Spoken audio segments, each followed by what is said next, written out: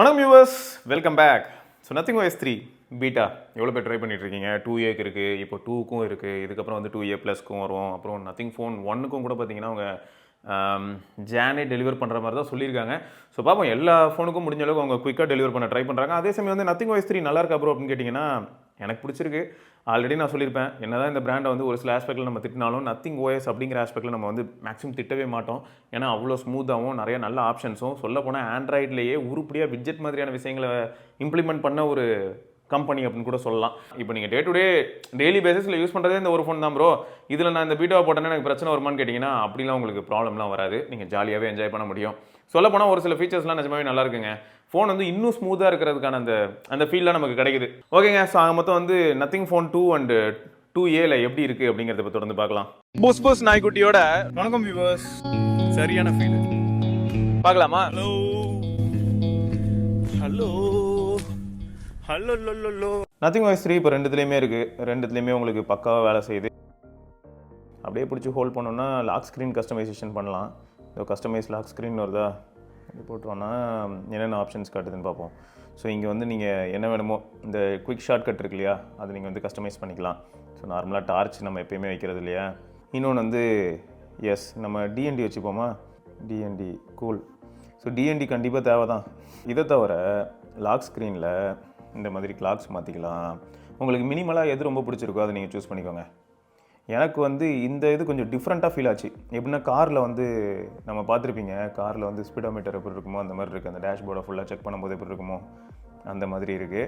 இல்லை எனக்கு வந்து இந்த விட்ஜெட் ஏரியா கொஞ்சம் எக்ஸ்பேண்டடாக இருக்கணும் அப்படின்னு நினச்சா நம்ம அதிகம் பண்ண முடியும். நெட்டில் டேப் பண்ணோன்னா விட்ஜெட் ஏரியாவே பெருசாகிடும். எந்த மாதிரி விட்ஜெட் வேணுமோ நம்ம அதுவும் வச்சுக்க முடியும். ஸோ நல்லாயிருக்கு, நல்லா பண்ணியிருக்காங்க.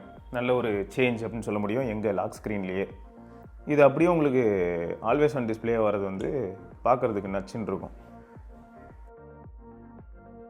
இது வந்து ரொம்ப காலமாக இருக்குது, புதுசுலாம் கிடையாது. நத்திங் OSல நீங்கள் ஃபஸ்ட்லேருந்தே பார்த்துருப்பீங்க. எங்கே நம்ம டேப் பண்ணுறோமோ அந்த இடத்துல அப்படி லாக் ஆகிறது. அப்புறம் இந்த அனிமேஷன், அது ஃபிங்கர் பிரிண்ட் அனிமேஷன் மாற்றிருக்காங்கங்க, தெரியுதா? ஃபிங்கர் பிரிண்ட் ஆஸ் யூஷுவல் எப்பயும் மாதிரி ஃபாஸ்ட்டாகவே இருக்குது. குவிக் டாகிள்ஸையும் இப்போ நம்ம கஸ்டமைஸ் பண்ண முடியுது. இந்த நோட்டிஃபிகேஷன் ஏரியாவே பார்க்குறதுக்கு நல்லா தான் இருக்குது. ஏன்னா நம்மளால் டிஃப்ரெண்ட்டான ஒரு லுக்கை கொடுக்க முடியுங்கிறது ஒரு பெரிய ப்ளஸ் பாயிண்ட் ஆஃப் ஃபீல் ஆகுது. இப்போ எக்ஸாம்பிளுக்கு சொல்லணுன்னா, நம்ம இப்போது எடிட் கொடுத்துட்றோன்னு வைங்களேன். இப்போ எக்ஸாம்பிளுக்கு நான் எக்ஸ்ட்ராவாக ஆட் பண்ணுறேன். சும்மா நான் ஆட் பண்ணிவிட்டு இப்போ நான் என்ன பண்ண போகிறேன்னா, எனக்கு வந்து சுற்றி இருக்கணும், அது நடுவில் ஒரு பெரிய டாகிள், அதை சுற்றி வந்து குட்டி டாகிள்ஸ், மேக்ஸிமம் இவ்வளோ எக்ஸ்பெண்ட் ஆகலையா. சரி, சர்ச் சாங் எப்படி, ஸோ இந்த மாதிரி இப்போ பண்ண முடியுது. நல்லா இருக்குல்ல? இப்போ இன்னொன்று என்ன ஆட் பண்ணியிருக்காங்க அப்படின்னு பார்த்தீங்கன்னா, இந்த இடத்துல வந்து ஆட்டோமேட்டிக் பிரைட்னஸ், அதுக்கு வந்து சிங்கிள் டேப்பில் கண்ட்ரோல் பண்ணுற மாதிரி ஆப்ஷன் இங்கே நீங்கள் பார்க்க முடியும். ஸோ அதுவும் இங்கே வந்து நல்லா தான் இருக்குது. அப்புறம் புது குவிக் டாகிள் பட்டன் இருக்குது பிட்வீன் ப்ரொஃபைல் ஸ்விட்ச் ஆகிறதுக்கு. இது வந்து பக்கு, இந்த இடத்துல பார்த்தீங்களா மாறிடுச்சு. இப்போ பாருங்கள், திரும்ப போனோம்னா நார்மலாக இருக்கும். ஸோ அந்த பக்கு. எத்தனை பேர் ஸ்பெஷல் ஃபீச்சர்ஸில் பாப்அப் வியூ யூஸ் பண்ணுறீங்க? பாப்அப் வியூ கொஞ்சம் நல்லாயிருக்குங்க யூஸ் பண்ணுறதுக்கு. ஏன்னா மல்டிபிள் அப்ளிகேஷன்ஸ் நம்ம இந்த மாதிரி ஓரமாக தூக்கி போட்டு வச்சுக்கலாம். அப்புறம் சார்ஜிங் அனிமேஷன் வந்திருக்கு, பார்ப்போமா சார்ஜிங் அனிமேஷன் எப்படி இருக்குன்னு. நல்லா இருக்குல்ல? க்ரீன் லாக்கில் இருக்கும்போது எப்படி இருக்குன்னு பார்ப்போம். சூப்பரே, பார்க்குறதுக்கு நல்லா இருக்குது. எல்லாருமே புதுசாக இப்போ வந்து சார்ஜிங் அனிமேஷன்லாம் மாற்றிருக்காங்க. கலர் OSலேயும் மாறி இருக்குது, ஹைப்பர் OSலேயும் மாறி இருக்குது. எல்லாத்தையும் நம்ம பார்க்கலாம். இப்போ விட்ஜெட் ஏரியாலேயே நீங்கள் சேஞ்சஸ் பார்க்க முடியுங்க, நல்லாவும் இருக்குது. நீங்கள் நார்மலாக இப்போ என்னென்ன விட்ஜெட்ஸ் வந்து ரொம்ப காமனாக நம்ம யூஸ் பண்ணுவோமோ அது எல்லாமே இங்கே இருக்கும். அதுக்கப்புறம் இப்படி நீங்கள் ஸ்வைப் பண்ணிங்கன்னா மற்ற அப்ளிகேஷன்ஸ் அண்ட் அதோட விட்ஜெட்ஸ் அது எல்லாமே நீங்கள் பார்க்க முடியும். என்னென்ன மாதிரியான விட்ஜெட்ஸ் இருக்கோ அதெல்லாம் ட்ரை பண்ணி பார்ப்போம். ஸோ கேமராவுக்கு டேரெக்டாக 35mm ஆப்ஷன் கொடுத்துருக்காங்க. ஸோ அப்போது இதை கிளிக் பண்ணால் டேரெக்டாக ஃபோட்டோ 1.5x போகுது. Okay, nice. வேறு என்ன ஆப்ஷன் இருக்குதுன்னு பார்ப்போம். இப்போ இதையே கிளிக் பண்ணால் நீங்கள் விட்ஜெட் செட்டிங்ஸ் போனால் லேபிள் என்ன வேணுமோ அதை நம்ம மாற்றலாம். லென்ஸ் என்ன வேணும், இங்கே எப்பயுமே செல்ஃபி தாங்க எடுப்பேன் அப்படின்னா அதுவும் ட்ரை பண்ணலாம். இப்போ ரியரில் உங்களுக்கு என்ன ஃபோக்கல் லென்த் வேணும், நல்லா பண்ணியிருக்காங்கல்ல. சின்ன சின்ன விஷயம் இருந்தாலும் மோஷன் ஃபோட்டோஸ் பை டிஃபால்ட் எனேபிள்டாக இருக்கணுமா வேணாமா, குவாலிட்டி எப்படி வேணும், ஹை குவாலிட்டியில் எடுக்கணுமா நார்மலாக, ஃப்ளாஷ் சப்போஸ் ஆனில் இருந்ததுன்னா, அண்டு வாட்டர் மார்க், செமங்க நல்லா பண்ணுறாங்க. இந்த மாதிரி விட்ஜெட்லேயே வந்து இவங்க தான் சீரியஸாக ஆண்ட்ராய்டில் பயங்கரமாக ஒர்க் பண்ணுறாங்க. இப்போ ஆப் ட்ராயர் வருவோங்க. ஆப் ட்ராயருக்குள்ளே போனீங்கன்னா இங்கே வந்து நீங்கள் புதுசாக ஒரு ஆப்ஷன் பார்க்க முடியும், அதுதான் ஸ்மார்ட். ஸோ இந்த ஸ்மார்ட் ட்ராயர் உள்ள நம்ம போனோன்னு வைங்களேன், swipe up to start search அதெல்லாம் இருக்கட்டும், இந்த மாதிரி குரூப் ஆகிடும்.